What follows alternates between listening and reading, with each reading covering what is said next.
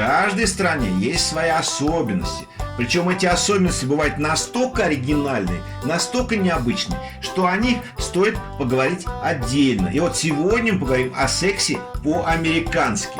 Я не занимался экспериментами на практике, я просто имею информацию со всех сторон и с вами теперь ею делюсь. Итак, что же такое секс по-американски? Все мы смотрим фильмы, где показывают шикарную жизнь, в отличных отелях, в замечательных машинах люди катаются по разным городам. Они только и делают, что строят интриги, занимаются любовью, причем любовью пылко, ярко и страстно. На самом ли деле такой секс в реальной Америке? Я не хочу сказать, что американцы трахаются по шаблону, что у них все по каким-то правилам. Нет, конечно, там есть разные люди, у разных людей есть разные способности, разные фантазии, разные интересы и разный уровень жизни.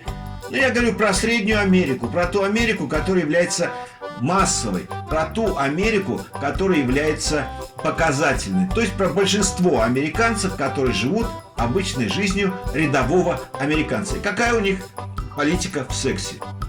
В Америке секс не очень много ценится. Дело в том, что американцы настолько замучены, задрючены своими делами, что о сексе думают в последнюю очередь. Как правило, в последнюю очередь. Потому что сексом хорошо заниматься, когда у тебя куча времени, когда ты хорошо выспался, когда ты отдохнул, когда шикарные условия, когда приятные мысли, то и секс появится очень хороший. Но рядовой американец чем занимается? Он все время работает, то, что не показывают в фильмах. Он работает круглые сутки, он почти как японец. Он живет своей работой, он боится за свою карьеру, он зарабатывает на жизнь, он отрабатывает ипотеку, которую успел взять, чтобы купить какой-то домишко на окраине города.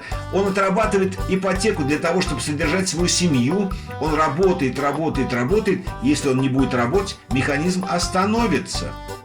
Уйдет машина, на которой он ездит по лизингу, уйдет ипотека и дом, который он наполовину выплатил, уйдет много что, на что он рассчитывал, и в целом он получит пшик.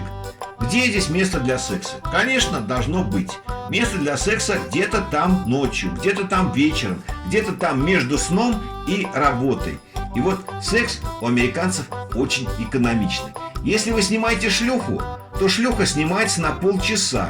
Американцу достаточно иметь полчаса красивого, как он считает, секса за деньги, чтобы насытить свои интересы и не тратить много времени. Единственная страна, где шлюха снимается на полчаса.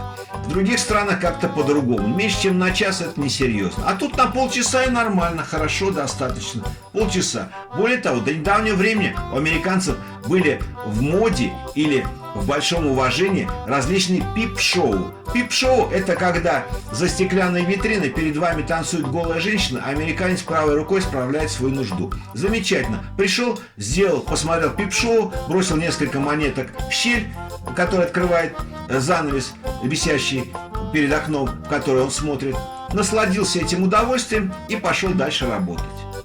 Если секс происходит между людьми, которые состоят в браке, то тут совсем интересно. Это, конечно, интимная зона, куда нет доступа посторонним, все делают по-разному. Но, скорее всего, то, о чем я рассказал только что, делается таким же образом и между супругами. Они не имеют времени на длительные отношения, на всякие фантазии и глупости, и поэтому делают это на быструю руку, лишь бы быстрее отвязался. И он отвязался, и она отвязался, и жили они долго и счастливо вместе в таких прекрасных отношениях. Поэтому секс там происходит тоже по-деловому, конкретно и по теме.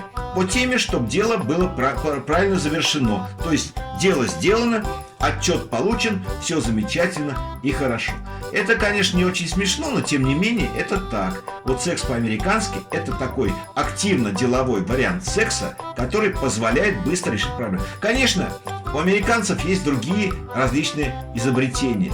Нигде так широко не применяется и стриптиз, и какие-то ночные клубы, и все прочее, но самое главное, что в эти клубы-то завсегдатаи не ходят. Эти клубы – это какой-то праздник в этой скучной серой рутине. Если американец всю жизнь имеет такой быстрый экспресс-вариант сексуальных отношений, то, конечно, раз в полгода он может позволить себе с друзьями завернуть куда-нибудь на какой-нибудь стриптиз или в какой-то ночной клуб, где оттянуться, набраться впечатлений, и еще полгода работает над собой, над своими проблемами, на своей работе, занимаясь скучным сексом со своей подругой, с которой происходит быстрые отношения. И вот этот праздник, эти воспоминания о посещении какого-то яркого ночного клуба скрашивает ему такое существование. Поэтому секс по-американски очень интересное зрелище, которое может быть и полезно для здоровья, потому что человек не переутомляется слишком сильно и бережет силы для своей работы. Но он такой, какой я вам только что описал. Подписывайтесь на канал, и вы будете иметь очень нестандартную информацию на очень нестандартные темы.